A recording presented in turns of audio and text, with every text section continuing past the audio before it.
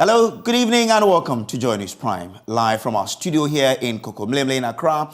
We're live on DSTV channel 421 and GoTV channel 144. Live around the world on myjoyonline.com. This is also live on Joy Prime channel. Now coming up, this the Minister for Education, Dr. Yaosei Edichum, direct management of the University of Ghana to comply with a 15% increment in tertiary fees. And indeed, it was a directive from the minister that they should reverse, now get back to the 15% that was approved to by Parliament, and then communicate him to the public. In cases where the fees were over 15%, they are doing refunds. They want to leave within the 15% as mandated by Parliament. So I'm very happy this morning. Details as the ministry commends the University of Cape Coast and two other universities for complying with the directive. Now, also in this bulletin, government reviews its strategy in the fight against illegal mining with an assurance to sustain the momentum to clamp down on persons involved in the act.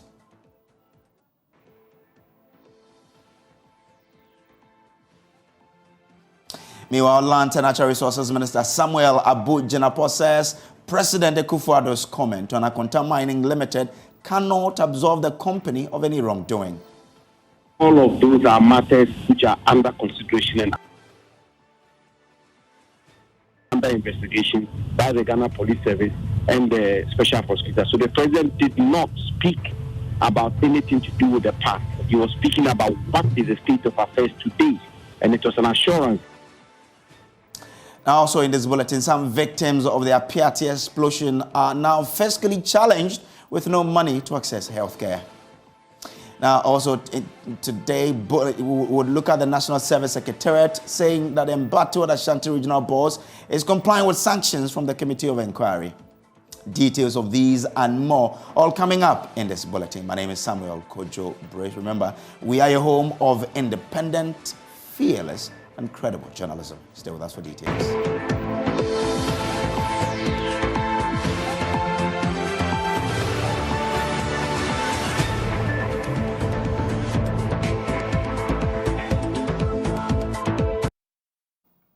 Now, the Minister for Education, Dr. Yaosei Edichum, has directed the management of the University of Ghana to comply with a 15% increment in tertiary fees. The Education Ministry directive follows an engagement with all public universities on the tertiary fees brouhaha on Thursday. It could be recalled that the Ghana Tertiary Education Commission, GTEC, directed all public tertiary institutions to review fees for the next academic year by a maximum of 15%. Now, however, some students of the University of Ghana have accused the management of the school for charging more than the approved fees for the next academic year. According to the ministry, its investigations prove that the University of Ghana is implementing about a 37% increment in fees. The Minister of Education expressed his satisfaction at the universities that have complied with a 15% increment and also addressed the concerns over the quota systems at the colleges of education.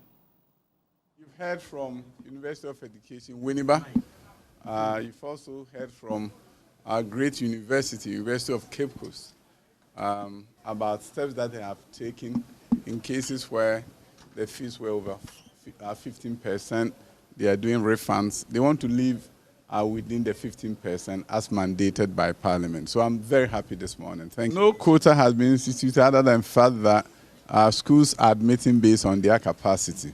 Because you know that prior to this year, last year, we have up to just level 300. Now we have level 400. Government has embarked on major infrastructure development, building new hostels. They are not completed yet. So if you allow the same number of students that were there from the previous year, they won't fit in the school. So that's why GTEC work with the colleges to adjust so that they can accommodate all our students. That is what is happening.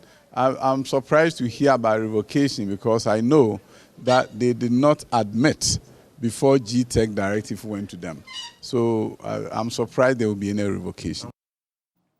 Now, spokesperson of the Education Ministry, Kwesi Kwarteng, has been interacting with my colleague James Kwesi Aveji on a directive to the University of Ghana to comply with a 15% increment in tertiary fees. Indeed, the law is very clear. I'm not sure any institution, any individual, whosoever he may be, may have the liberty to vary the law. This is not just a parliamentary decision, but a parliamentary decision backed by a law. And the law provides framework upon which such arrangement is supposed to be done. So on what basis will anybody say that for him, Parliament said is and they elected to do what is lower? That is a very subjective approach to implementing or adhering to the law. I'm not sure the law is implemented on the basis of subjectivities and people's discretion and their opinions. The law is the law. Okay. And so if University of Ghana elects that for them they want to charge lesser than what has been approved previously, it's left to them. But what is most important is that Parliament is saying that you are supposed to charge 15% of what you charged last year, and essentially they can't go or vary that directive. Indeed, if University of Ghana is saying that, well, they were not charging or they undercharged, you cannot use a figure that you configured as a charge, because the charge is what indeed the students paid for. You cannot say that for us we were expecting to charge A amount and we change it to B amount. So for that matter, today we are at liberty to charge the configured A amount, where in reality, was never the case. Okay. Now, as they have gone back now, have they given the ministry any timeline as to when they would communicate the position of council to you? Oh, I believe that University of Ghana wants to resolve this thing, same as the Ministry of Education. I am not of the view that they will indeed want to drag this thing. The council know better than myself. I mean, the men centered on the council knows the position of the law and they know the right thing. And so we have to give them the liberty. They know the urgency of the moment and they know how information is very key, especially in bringing this matter to an end or resolving this matter. So I'm very hopeful that as soon as possible, they should be able to get back to it. And indeed, it was a directive from the minister that they should reverse, now get back to the 15% that was approved to by Parliament and then communicate him to the public. Of course, as to how they want to do it, I think they gave a lead that they have to consult council. But, I mean, the expectation is that they will comply by the directive by the minister. Now to other stories now, government has reviewed its strategy to fight illegal mining with an assurance of sustaining the momentum to clamp down on persons involved in the destruction of Ghana's water bodies and forest. Addressing the press after a meeting with the Chief of Defense Staff, the Military High Command, the Lands and Natural Resources Minister, Samuel Abu-Jinapor, said the new measures will be rolled out and made public soon. The agenda of the meeting has been about how to effectively protect and preserve the lands and natural resources of our country. And I should use this opportunity once again to thank our distinguished Chief of Defense Staff and the Military High Command for the very impressive, excellent work they've been engaged in their support to government and the Ministry of Lands and Natural Resources in our quest to preserve the lands and natural resources of our country. It would be remiss on my part if I did not give you a gist of what we resolved as it relates to illegal small-scale mining in Galamsey. The conclusions of our meeting, the fundamental conclusion of our meeting, is that we are going to sustain our efforts at coming to grips with this menace, this existential threat of illegal small-scale mining. And the Military High Command, under the leadership of the CDS, is committed to continue to pursue the measures which they've rolled out currently to make sure that we resolve the issue of illegal small-scale mining in our country. We've reviewed our strategy, we've tweaked the strategy, and I believe that the Military High Command will roll them out and make them public as and when they deem it fit. And matters of strategy, operational strategy and the rest, I think we'll leave that to them. But most important thing is that we are never going to relent. We're going to keep up with it. We're going to keep up with it, and we're going to sustain the momentum, that I can assure you. The nitty-gritties of it, as I say, I'll leave it to the Military High Command. He's also been explaining the president's comment on Akonta mining. He says the president's comment was rather an assurance that at the time he was speaking, the company was not engaged in any unauthorized mining. But before we hear him, what exactly did the president say in his response? Before I take my seat, Let me respond briefly to the chairperson on the issue of illegal mining.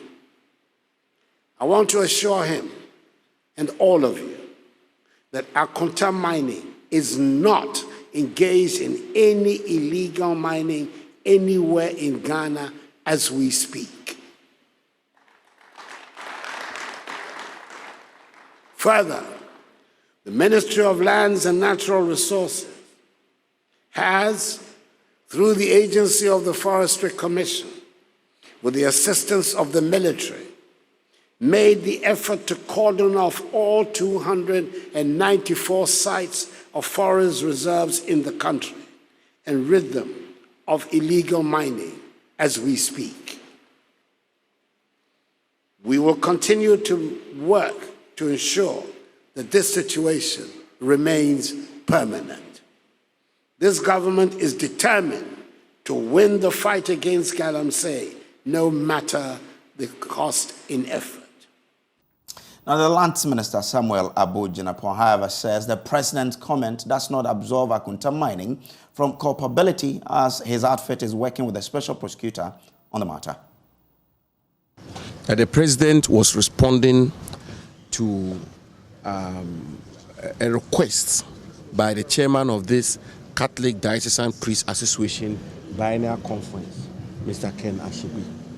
Mr. Ashigbe, in his remarks, had appealed to the president, called on the president to speak to the issue of Akonta Mining.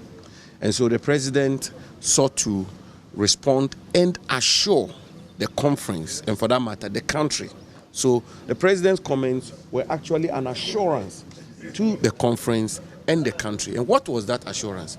The president said, as he spoke, and by that as at yesterday, Akonta Mining was not engaged in any illegal mining activities in any forest reserve. And indeed, the president went further to assure the country that under his instructions, the Ministry of Lands and Natural Resources and the Forestry Commission is actually cordoned off the 294 forest reserves in our country. He said that as well. You know, I mean, for some reason that is be taken out of the discourse. But the president gave a further assurance that not only is Akonta Mining not engaged in illegal mining activity in any forest reserve, as he spoke yesterday, but additionally, he had put in place measures, his government had put in place measures to protect the 294 forest reserves of our country from attacks from illegal miners and illegal mining activities. So the president was not speaking about the wrongdoing or otherwise of Akonta Mining in the past, the criminality or otherwise of Akonta Mining in the past. He was not commenting on what happened in the past. He was giving an assurance of the state of affairs as at the time he was addressing the conference. And that is a statement of fact. And for me, I think that the president should be commended, the government should be commended. Now, reacting to this development, environmentalist Awola Sewa describes the development as part of the country's fight against galamsey. She spoke on News Desk. Very sad to hear this. This is a president who told us he was putting his presidency on the line regarding illegal mining. We know as a fact, the evidence is there, that Akonta Mining entered the Tano Nimiri Forest Reserve. We know for a fact that they did so. So for the president to tell us that as we speak, they are not engaged in illegal mining, it's like arresting an armed robber, taking his tools after he has traumatized and robbed a family, and then telling the family that at this current time, he's not engaged in armed robbery. Would that bring any comfort? What we want is accountability. And I'm happy to hear that the Media Commission Against Galamsey is also doing its bit. And we hope that investigations will be conducted and the directors of Akonta Mining prosecuted for having entered the forest reserve and caused damage. We need to take the right action, regardless of who is involved in it. The perception right now is that a lot of the illegal mining is sanctioned by various political interests. And the main political parties are not doing their bit because they are benefiting. So until we realize that we all have only one party, that is Ghana, and that illegal mining, and mining, I must say, not just illegal mining, irresponsible mining, even the legal mining, is, as we sit right here, is damaging the country. Unless we realize that and are prepared to take the right step, regardless of who is involved, illegal mining will continue. And might I add that currently, Ghana is the leading country regarding deforestation in Africa. We are leading in deforestation. And there's no way we can convince anyone we are serious about the fight against illegal mining when Akonta mining directors are happily walking around after they have, according to our information, allegedly caused damage in a forest reserve. As you're watching Joy News Prime, we'll take a quick break. We'll be back with more stories. Stay with us.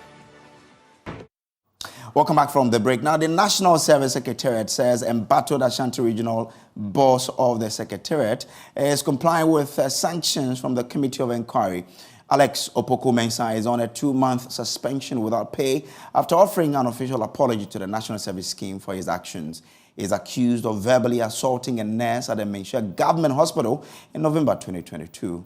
The recommendations come after protests by the Nurses and Midwifery Association demanding his sack. Director of Corporate Affairs at the National Service Secretariat, Armstrong Essa, says he would be transferred to the headquarters to serve under supervision to complete his punishment. He joins us on phone now with some details. Thank you so much for joining us.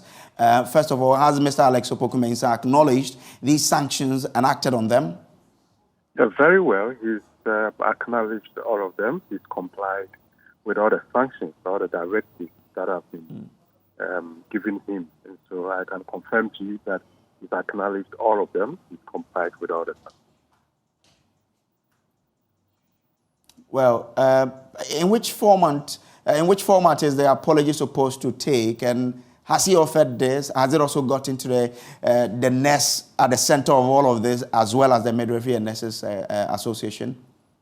Yes, if you remember in the tape, you could clearly hear Mr.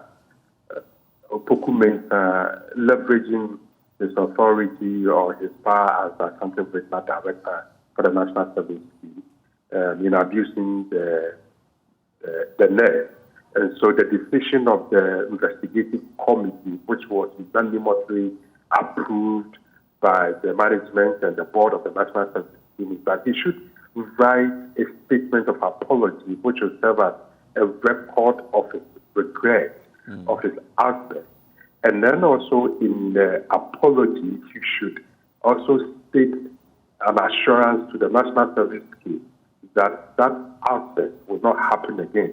And he's beautifully written an apology letter to us and stating that, and assuring the management and the board of the National Service Scheme that that absence, that kind of conduct will not happen again. And so management is satisfied with the conduct, with the behavior of, Mr. Opoku-Mensah so far, because he's complied with every single recommendation which was put forward by the committee that have been approved by management. And so we are okay with what he's done so far. Well, I wanted to find out whether or not the nurse at the center of this whole brouhaha, as well as the Nurses and Midwifery Association, have they also had access to this apology? What do they make of it? Is that something that you've worked on? Yes, first of all, he's also spoken to, even at the committee meeting, all those people who mattered were invited to speak at the committee sitting. And so I can confirm to you that Opoku-Mensah has also offered an apology to the victim of his verbal assault. And then quite apart from that, management of the National Service Scheme led by Honorable the MP has also had very good discussions with the leadership of the Registered Nurses and Midwives Association. And I think that I should use your platform to say a big thank you to the leadership of the Registered Nurses and the Midwives Association for the cooperation they've given us all this while. And so we've had discussions with them. The apology has been extended to the victim and to the entire association. Okay. But bringing him to the headquarters is more of a promotion than the sack that people thought could have rather served, a warning to other people who will be harboring such intentions? Why promote him rather than to sack him? It's rather punitive. I don't see it as a promotion. Imagine being the boss of an agency within a region.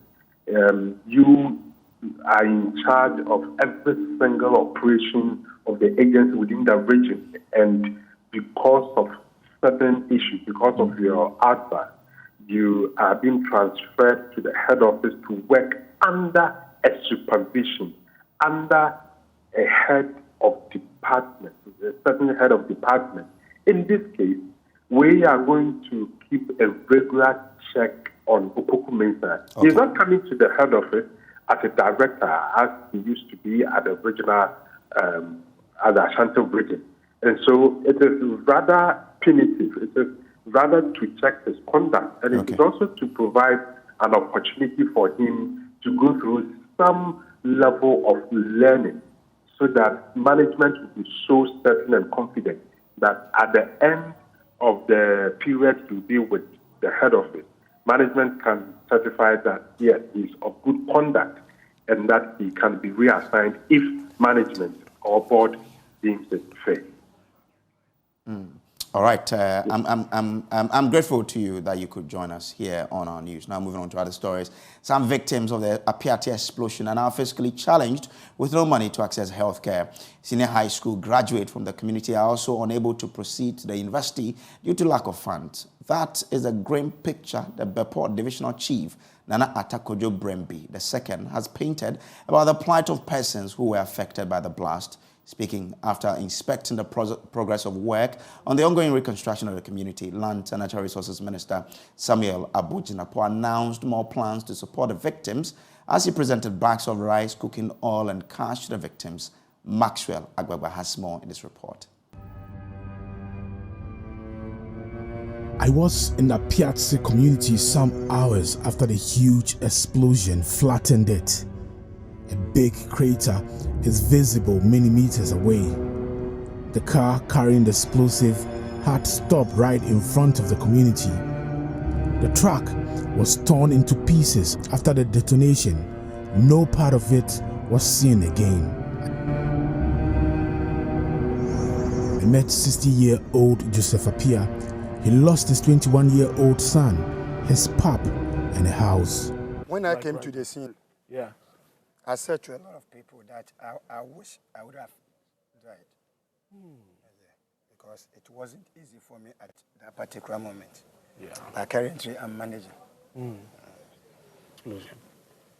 I have lost so many things. Like our referee said, I have drinking spot somewhere, store somewhere, and then 5 bedrooms. And then my new house is 10 bedrooms self-contained. 10 bedrooms? Yeah, each room having its own washroom. 10 bedrooms? Yeah. So that's been completely destroyed or what? Destroyed.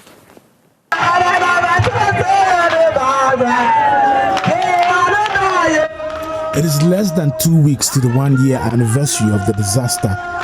These women are gathered under tents singing to welcome a government delegation led by the Lands and Natural Resources Minister Samuel Abujinapo.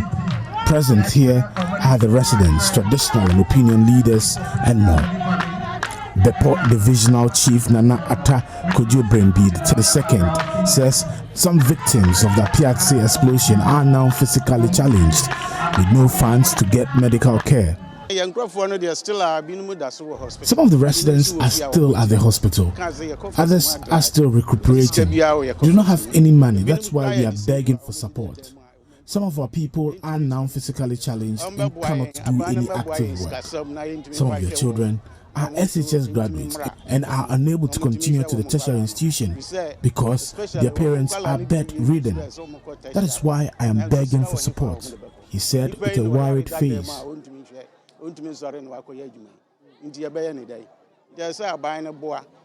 Minister of Lands and Natural Resources Samuel Abujinapo announced more plans to support the victims. He said government is committed to rebuilding the community and restoring the lives of the residents to what it was before or even better. I must say that I'm very happy and excited about the progress of work. The work is on schedule, and God willing, all things being equal, by the end of this year, we will finish phase 1 of the Apieti reconstruction community, and that will enable us resettle the displaced people of Apieti. We are building a model community, building a community to become a model for other rural communities in our country. We are fully determined to make sure that we complete this reconstruction and ensure that the people of Apieti are resettled and resettled properly. It is going to be a climate-friendly community with all the amenities of a modern community. As we're watching Joy News Prime, we'll take a quick break. We'll return with business. Stay with us.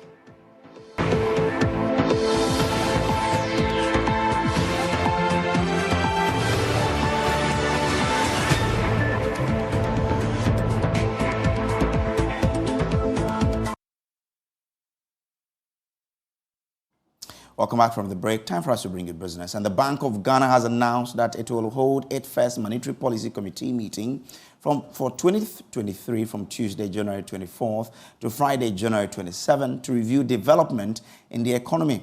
The meeting is expected to heavily discuss Ghana's high inflation rate, which stands at 50.3%, the highest in 27 years. The following report has more. Should there be some extra measures introduced to deal with the current pressure on the Ghana cedi?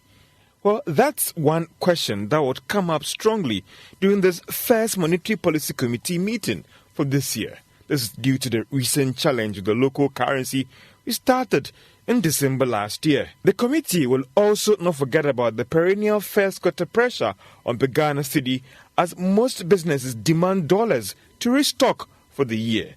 Again, what about inflation rate and whether it is indeed going to decline in the coming months, or some extra monetary measures are needed to check liquidity? Most industry watchers would also be looking forward to the end-of-year numbers for 2022 when it comes to Ghana's total debt stock, the city's performance against the US dollar, inflation rate, and whether the Bank of Ghana indeed ended 2022 missing out on most of its key monetary indicators. Also, an update of the IMF program negotiations, as well as the possible board approval for a program, and the almighty debt exchange program and its impact on the entire banking industry. Now, reacting to this development, economist Dr. Patrick Esuming is predicting a further hike in the policy rate yet to be announced by the Bank of Ghana. According to him, the current macroeconomic conditions do not support a reduction of the lending rate. Hence, businesses need to adjust and strategize, at least for the first quarter of the year. As for a reduction, it's extremely unlikely. I mean, I would be very surprised if we saw a reduction at this point. I think it's too early. Generally, you expect that central bankers and monetary policy makers are a little bit more conservative and not trigger happy. So when they do a policy, they might want to see the effect, its full effect felt through the economy before they take an action. Don't forget that when the policy changes, according to the governor himself, it takes up to 4 quarters for its full impact to be seen. So if they feel that they've gotten to a point where enough has been done based on the data they are seeing, and that when the cumulative effect of all the recent increments will do enough to fight the inflation, they might decide to stay it. As for businesses, I think overall businesses will probably want to put on hold any major investment that requires financing from the banks, because it's not just the policy rate, but the ongoing discussions about the debt exchange is really going to change the strength and the lending power of the banks. Now, the Chamber of Petroleum Consumers Ghana, COPEC, is demanding a significant reduction in the prices of liquefied petroleum gas immediately, arguing the justification being given by the LPG Marketers Association is not enough. The Chamber's call is coming at a time prices of diesel and petrol have gone down by about 8% in the last pricing window, but price of LPG has remained unchanged. Executive Secretary of COPEC, Duncan Amoah, tells Joy Business his outfit will be engaging the marketers for a possible review of the price of the product. On unfortunately, we are unable to support the LPG market on this one. If you do the numbers that we have for the window, LPG should have seen probably the highest decline in terms of price per kilogram. We should have probably been around 20% per window.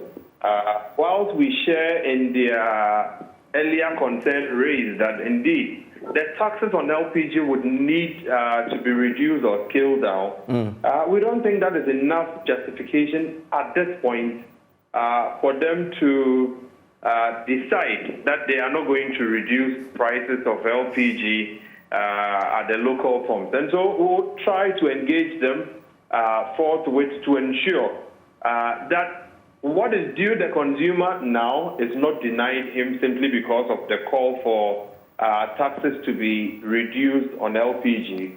We think that that call is in the right direction, but immediately the declines that we've seen on the international market together with a relatively stable local currency.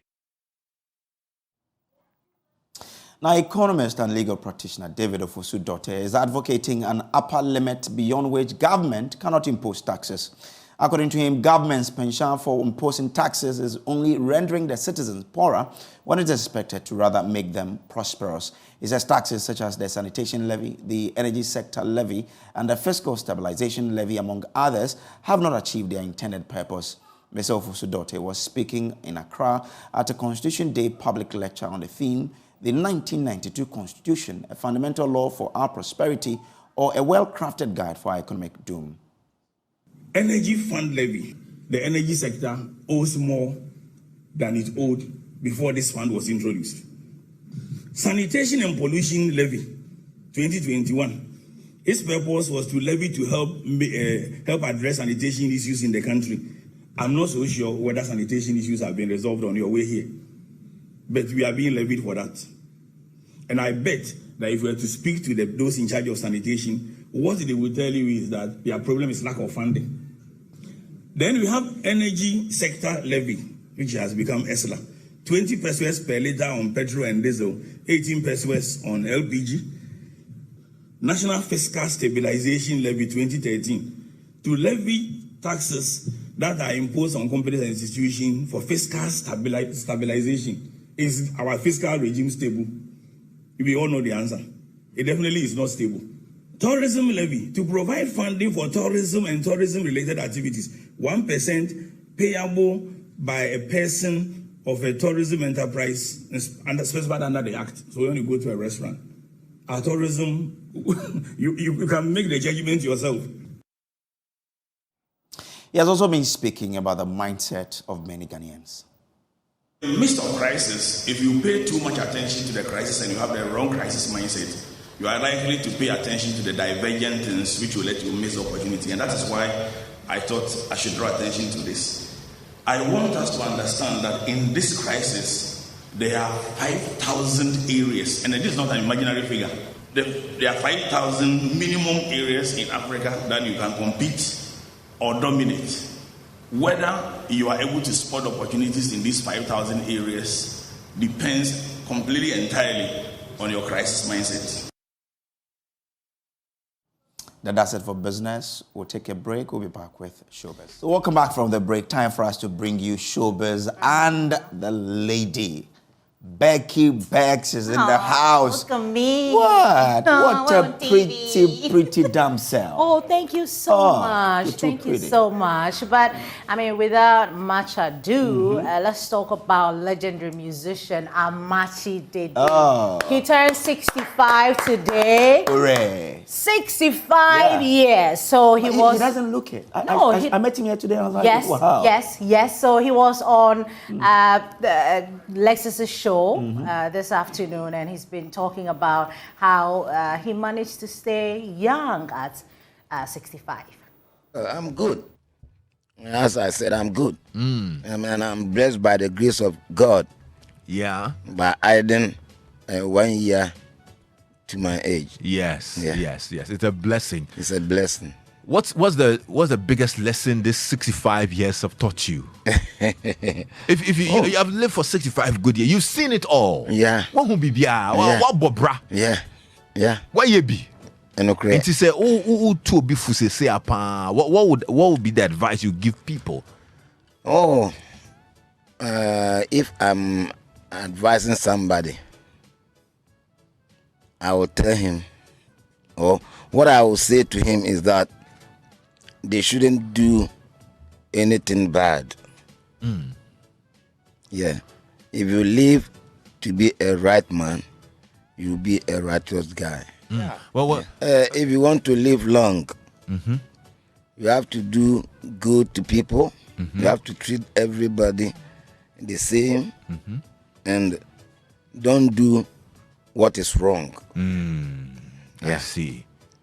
Okay. What also do you do that keeps you healthy and strong? Because I see you performing for hours on stage, and I'm like, hey, wafa, and so energy no ho. Yeah. So what do you do? What do you eat? Is there something you do? Do you exercise? No. I always eat dry fish or dry meat. Okay. Yeah. And that's what is keeping me up. Yeah. Dry fish and dry meat. Yeah, that's the secret. And that was legendary Amachi Dede on Drive Time with Lexus Bill. But let's move to another. We cannot say because today is Throwback Thursday. Do you remember the group FBS? Oh yeah. Which of their songs do you know? Yeah, so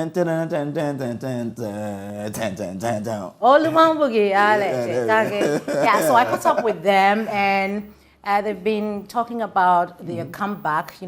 This another member. There are three in a group, but the other member is no more with them for his personal reasons. So the two are back, and they are now FBS Music.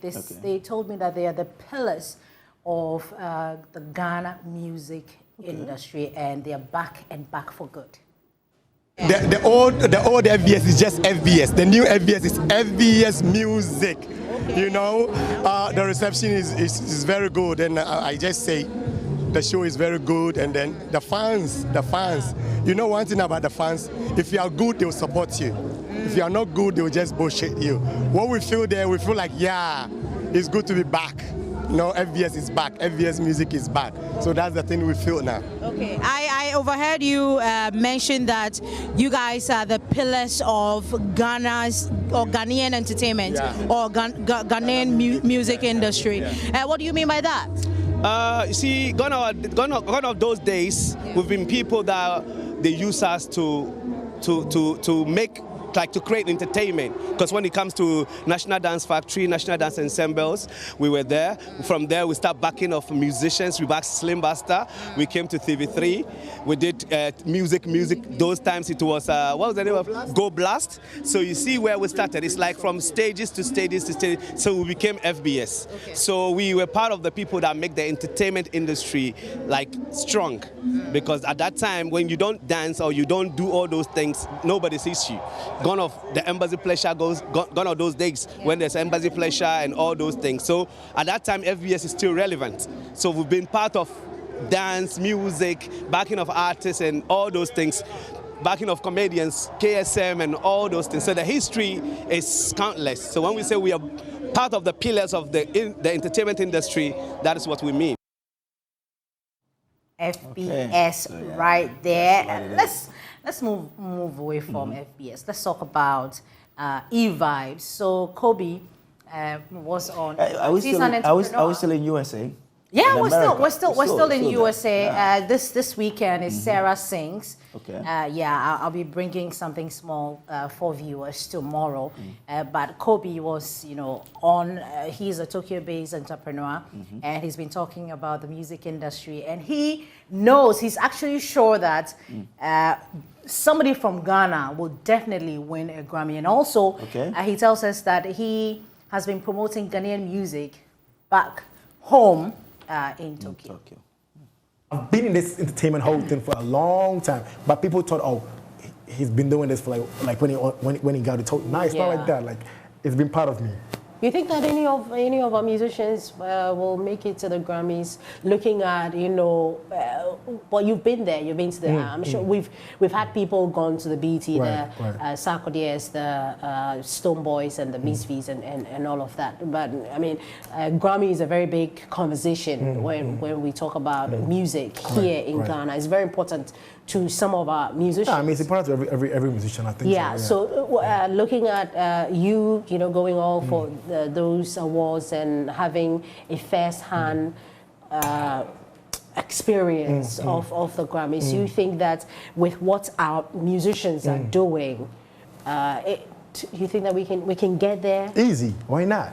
Easy. What can we do? What can we do? We're doing great music. We have great sound, great music, great engineers. It's easy. We can do it. And it's going to happen eventually. It's going to happen very soon. Do you have favorites in Ghana? Yeah. I have a lot.